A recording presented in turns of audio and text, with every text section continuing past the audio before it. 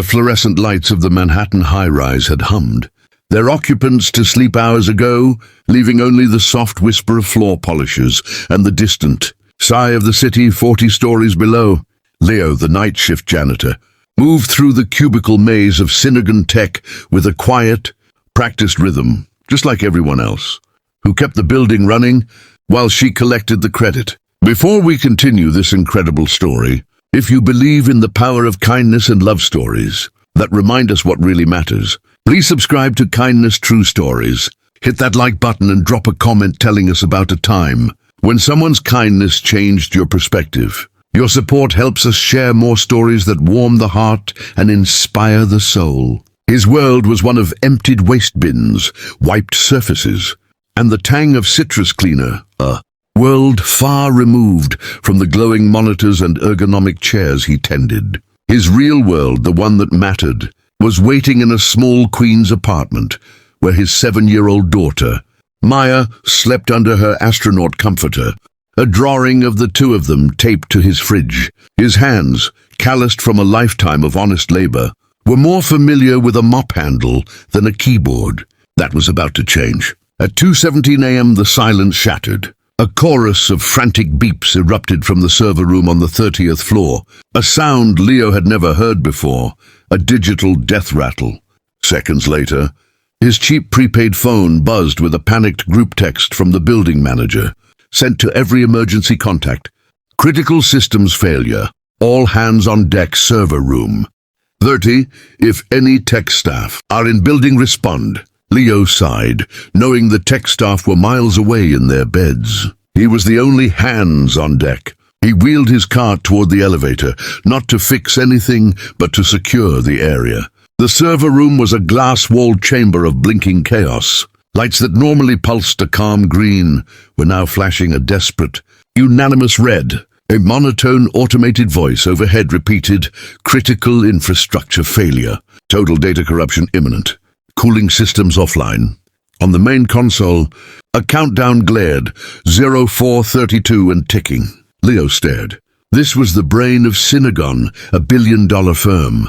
He knew, because he'd emptied the trash of the CEO, a man named Richard Thorne, who'd never once looked up from his desk. The failure, Leo could see, was almost comically simple. A main coolant pipe had sprung a leak directly above the primary server rack. Water dripped onto a crucial power strip, causing a short that had triggered a cascading shutdown. The backup systems inexplicably hadn't engaged. The countdown hit. 03 to 59, something tightened in Leo's chest. It wasn't about saving a corporation. It was about the people in those cubicles, the young woman who always had a photo of her dog on her desk, the older man who ate the same turkey sandwich every day. Their jobs, their livelihoods, were in those screaming machines. And his job, the one that paid for Maya's asthma medication and her little planetarium visits, existed because of this company. He set his mop aside. Memories, dusty and unexpected, surfaced. A lifetime ago, before Maya, before her mother left. He'd been a different man, a young electrician in the Navy, troubleshooting complex systems on a ship. He'd been good at it. He'd loved the logic of it. That man had been buried under years of disappointment and diaper changes. But now, in this crisis, that man stirred. He ran to the janitor's closet, not for cleaning supplies, but for his toolbox. He always carried it, a habit from his old life, for fixing leaky faucets or loose hinges in the building. He rushed back, ripping open the server room door. The blaring alarms now a physical force. He ignored the complex code on the screens. He looked for the physics of the problem: water, electricity, sequence. First, he killed the power to the soaked strip, yanking cables with an authority that surprised him. Using zip ties and electrical tape from his box, he isolated the shorted section. The countdown continued, 00211. The cooling system was the real issue. The leak had tripped a primary valve. He traced the pipes, his eyes following routes only he could see, finding a manual override panel covered in dust. He wrenched it open. There was a secondary pump switch, labeled in faded letters. He threw it, nothing. The countdown hit 0001. There's error. A secondary electrical feed was needed to jump-start it. His eyes darted. The emergency lighting circuit, independent, close by. With speed born of pure adrenaline, he spliced 2 wires, bridging the pump to the emergency line. A spark, a deep mechanical groan, and then the beautiful sound of water beginning to circulate through the pipes. The overheating alarm stuttered, but the system was still in its failure sequence. The core software needed a hard reset and a manual command to bypass the corrupted safety lock. The console demanded an administrator password. Radio 30. Leo's fingers hovered over the keys. He thought of Richard Thorne's desk. The man was vain, obsessed with his legacy. On a notepad, Leo had once seen a recurring phrase scribbled, "Thorne Legacy 2023, a guess." A desperate, wild guess. He typed it in. Access denied, 00015. He tried. Variations. Legacy Thorne, Thornell, Legacy. Udayrsden to wait. His mind went blank. Then he saw, taped to the side of Thorne's monitor weeks ago, a sticky note with Maya 2023, his daughter's name, the same as Leo's. It had struck him then as an odd coincidence. He hadn't cleaned it off. He typed Maya 2023. 1. The countdown froze. A single decisive command prompt appeared. He typed the reboot sequence he'd seen a junior IT guy use once, a string of letters and numbers committed to memory only. Because his mind worked that way, the room fell silent. The alarms cut off. The red sea of lights blinked, once, twice, and then began a slow, steady return to green. The hum of healthy servers returned, louder than the city's sigh. Leo slumped against the wall, his coverall stained with water and grease. He was still there when the cavalry arrived. 20 minutes later, a bewildered Richard. Thorne in a rumpled suit, flanked by ashen-faced tech executives.